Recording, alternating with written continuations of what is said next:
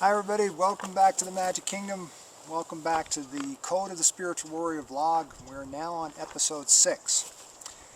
This evening we're going to talk about warriors' dedication to developing mastery and being a great student, and why that's important.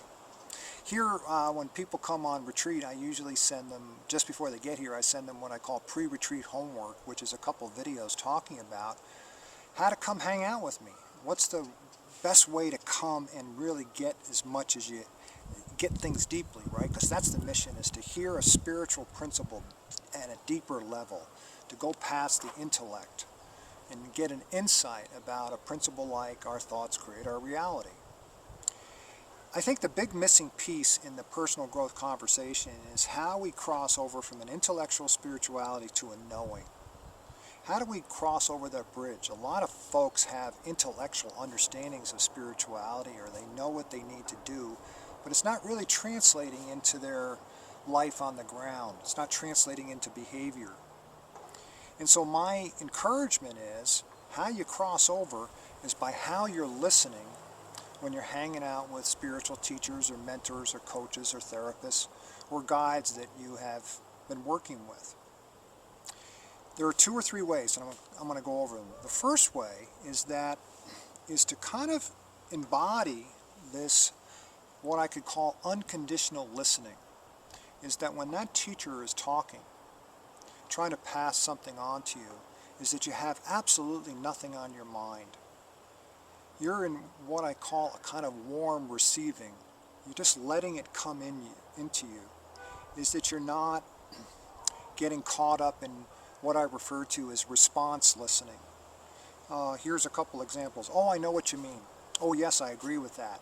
Here's a personal favorite of mine that I used to do many, many years ago, is that one of the holy men might say something to me, and I would respond, yeah, I'm really working on that. See, that's me having an ego burst, very innocently. And instead of, I'm deflecting, again, in an innocent way, a pure, hearing their message purely. I'm feeling a need to report to them that I know what they're talking about. It's kind of a deflection strategy, and we don't do it on purpose. How can you just be there and just listen without trying to get something?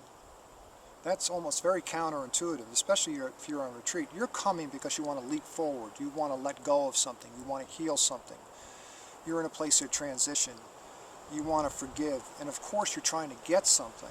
But if you can go counterintuitive and just let go of that need and that wanting and just be there with that teacher, it's going to be very powerful, and more than likely you're going to hear something deeper that will help you. That wanting and needing is a kind of almost like a light pressure that blocks your innate ability to learn. Does that make sense, brothers and sisters? You know, a good way is that when we were all in school, or if you're still in school or getting some training, if you are putting pressure on yourself, or if you're stressed, it inhibits your ability to retain or take in information.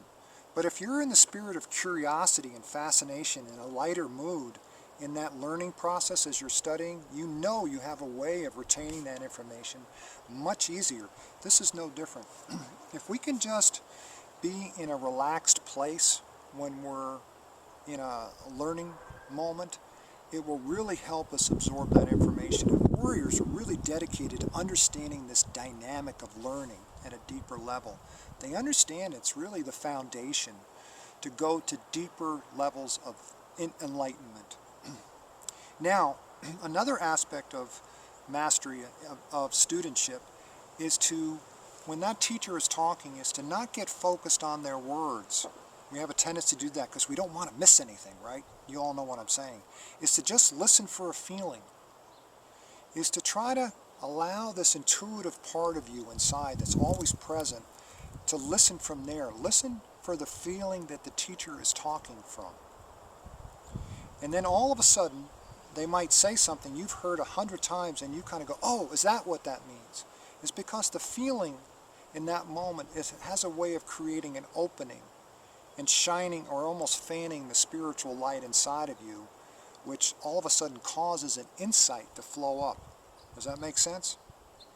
So you want to, Eckhart Tolle says this, it's a beautiful way he describes this, you want to go past the informational level of the words and just listen for a feeling.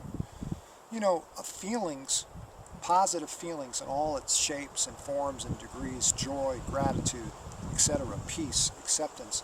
These are almost vehicles to a deeper insight. You know, we've all had that experience where we're in a low mood and we run into some beautiful child and they smile at us. Their pure spirit smiles at us. And suddenly, the light inside of us goes off and we feel better about the thing that we were so upset about. We see it differently. It's because that child's light fanned our light.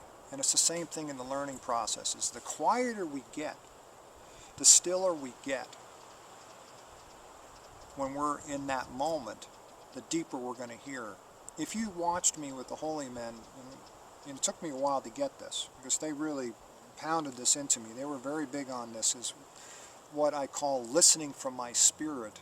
It's in my book, The Woodstock Bridge, where I talk about this a lot. Listening from my spirit as opposed to listening from my mind, right?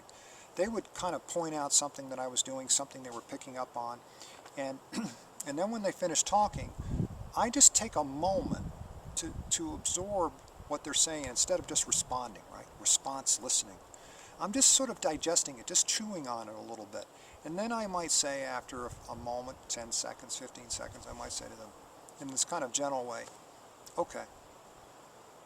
Or warriors are either listening as I'm describing, or they're asking questions that are flowing up from their wisdom. They're never explaining. They're never going into defense, a defense of themselves. A question might be, well, can you tell me more about that?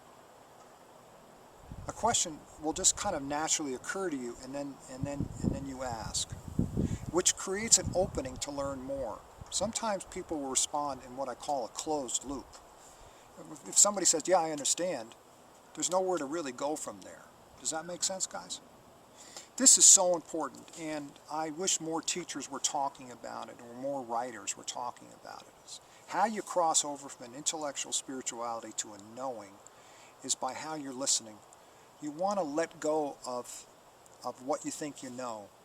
As I often tell clients, is if you come into my office with me with a full bottle of water, there's no room for anything new to come in. You know, my mission on retreat with my guys is to hear the same thing at a deeper level. And the one way to do that is by letting go of what I think I know. Is letting go of the need to tell that teacher that I know what they're talking about. Oh, we're all guilty of this. I'm totally guilty of this. If we can let go of that need just verbally, that's a step in the right direction. So, I hope this is helpful, guys. This is a big, big part of the warrior code, is just letting go of what you think you know and being open to hearing something even deeper and knowing that there are endless levels to which we can hear spiritual principles. That's the beautiful part of this. So you can see me, I'm kind of holding on a little bit. It's getting cold here in the Magic Kingdom. I'm kind of excited about it. It stayed warm here for a long time. And I hope you have a wonderful week, and I hope to see you out here soon. Take care, everybody. Keep your eyes along the skyline. Aho! Aho!